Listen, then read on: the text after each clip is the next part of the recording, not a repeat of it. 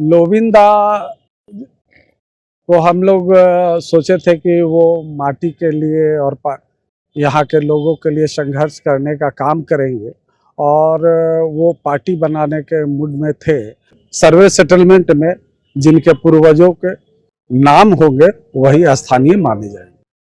18वीं लोकसभा चुनाव का घोषणा हो गया है और देश की तमाम राजनीतिक पार्टियां जो है वह चुनावी प्रचार में लग गई है, अपने अपने तरीके से मतदाताओं को लुभाने में लग गई है। तन मन धन हर चीज को जो है वह झोंक दे रही है मतदाताओं को लुभाने में। इस बार पूरे देश में सबसे ज्यादा जो मतदाता हैं वह युवा मतदाता हैं और युवा मतदाता एक बार फिर से अपने नेता को चुनेंगे और वही नेता, वही जनप्रतिनिधि उन युवाओं के भविष्य को संवारने का काम करेगा। उन्हीं के हाथों में उन युवाओं का भविष्य होगा। संपूर्ण भारत क्रांति पार्टी पूरे भारत में जो है दमखम से लगी हुई है और झारखंड प्रदेश में भी पूरी ताकत को जो है यह पार्टी झोंक दी है।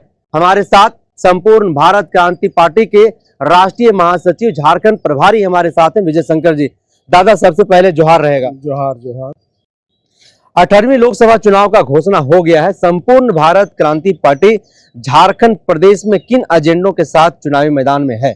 देखिए, सबसे पहले तो मैं बताना चाहता कि झारखंड में हमारी पार्टी पूरे दमखम के साथ मुद्दा आधारित राजनीति एवं झारखंडी समाज के जो देखे गए पूर्व के सपने थे, जो आज तक पूरा नहीं किए गए, किसी भी की सरकार आई, सभी सरकारों ने झारखंडी जनता को छलने का काम किया और मुद्रा की राजनीति, धन बल, बाहुबल की राजनीति कर झारखंडी जनता को ठगने का काम किया।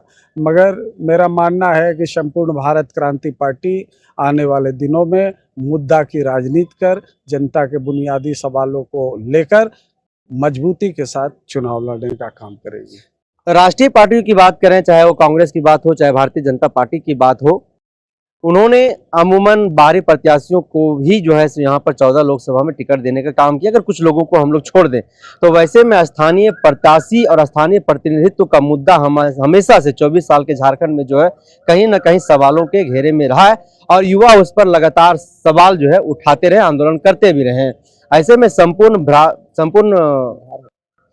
संपूर्ण भारत जो पार्टी है वह किस तरीके से झारखंड में अपने प्रत्याशियों को उतारेगा? क्या स्थानीय प्रत्याशियों को प्रतिनिधित्व करने का मौका देगा, उन लोगों को प्राथमिकता देगा? निश्चित, ये शुरू से झारखंड की माटी का, यहाँ के लोगों का यह मांग था कि झारखंड के स्थानीयों को हर एक क्षेत्रों में प्राथमिकता मिलना चाहिए और संपूर्ण भारत क्रांति पार्टी आने वाले दिनों में 14 लोकसभा क्षेत्रों में यहाँ के सन ऑफ सोयल झारखंड के धरती पुत्रों को ही प्राथमिकता देने का काम करेगा और उन्हें राजनीति में हिस्सेदारी देने का कार्य करेगी।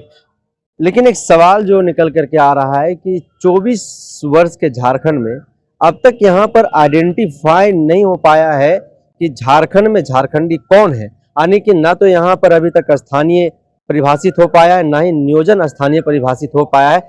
इस पर आप लोग क्या कर रहे हैं और आप लोगों का क्या एजेंडा है और कैसे ये समाधान आप लोग करेंगे? देखिए, ये जहाँ तक झारखंड के स्थानीय नीति का सवाल है तो मैं बताना चाहता कि सभी सरकारों ने 15 वर्ष भारतीय जनता पार्टी की सरकार रही, 4-6.5 साल जेएमएम की सरकार रही, सभी ने स्थानीय नीति, नियोजन नीति को चुनावी एजेंडा बनाया जरूर, मगर यहाँ के लोगों के साथ उन्होंने न्याय नहीं करने का काम किया।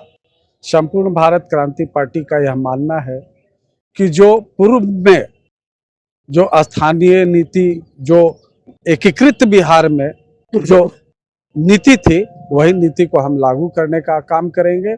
जो पहला फर्स्ट सर्वे सेटलमेंट में जिनके पूर्वजों के नाम होंगे वही स्थानीय माने जाएंगे। संपूर्ण भारत क्रांति पार्टी हेमंत सोरेन को जेल जाने से लेकर के अब तक का जो 2 महीने का सफर रहा है उसको वो लोग किस तरीके से देखते हैं? क्या जो बातें कही जा रही है कि हेमंत सोरेन जो है वह जमीन घोटाले के मामले में संलिप्त थे, उसके बाद उनके कार्यकर्ताओं के तरफ से लगातार जो जिस तरह से आंदोलन किया जा रहा है, जो कहा जा रहा है कि देश में तानाशाह हावी है और जो भी विपक्ष में है या फिर किसी राज्य में जहां पर उनका सत्ता नहीं है, वहां पर उनके नेताओं को, विधायकों को जो है सो लगातार गलत तरीके से ईडी का प्रयोग करके उनको जेल भेजने का काम कर रही है। आप लोग किस तरीके से देख रहे हैं? देखिए, आप यह तो समझ लीजिए कि आग लगता है तभी धुआं उठता है। तो मेरा मानना यह है कि ठीक है, तानाशाह सरकार तो चल रही है, इसमें कोई दो मत नहीं है, मगर हेमंत सोरेन का जो कार्यकाल रहा, ये झारखंड की जनता ने देखा है और उनके अगल बगल जो भी कोकस रहे, उनकी भी नियति को समझने का काम किया है। तो इसलिए मेरा मानना है कि हेमंत सोरेन जिनको आज जेल भेजा गया है, जेल अब भेजा गया है, ये तो केंद्र का मामला है और कानून का मामला है, इसमें हम ज़्यादा नहीं कहेंगे, मगर बस साफ शब्दों में यही कहेंगे कि अगर आग लगता है तभी धुआं उठता है। तभी धुआं उठता है।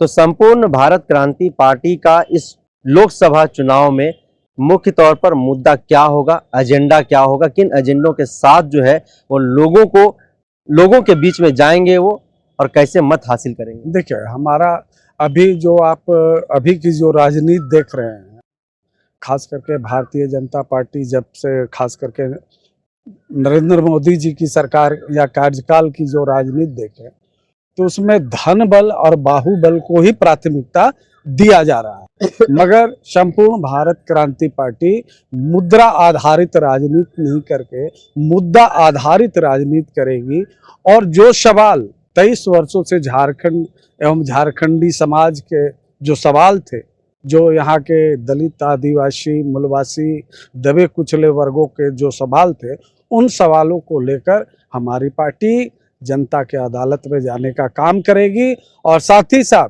उन्हीं सवालों को लेकर लोकसभा चुनाव के बाद हम संघर्ष करने का काम करेंगे। विजय शंकर की हम लोग बात करें तो काफी लंबे समय तक आपको लॉविन हेम्ब्रोम के साथ देखा गया, आखिर ऐसा क्या हुआ कि उनका साथ छोड़ करके आपने जो है सो संपूर्ण भारत क्रांति पार्टी का दामन थामा है? नहीं, ठीक है, सवाल है। नहीं, सवाल तो है ही। लोविंदा को हम लोग सोचे थे कि वो माटी के लिए और यहाँ के लोगों के लिए संघर्ष करने का काम करेंगे और वो पार्टी बनाने के मूड में थे, मगर उस तरह का हमें नहीं दिखा कि वो पार्टी बनाएंगे और यहाँ के लोगों के सवालों को प्रमुख रूप से मुद्दा बनाने का काम करेंगे। उनकी प्राथमिकता यही रही कि सिर्फ हमको राजमहल से चुनाव लड़ना है, लोकसभा का। जी।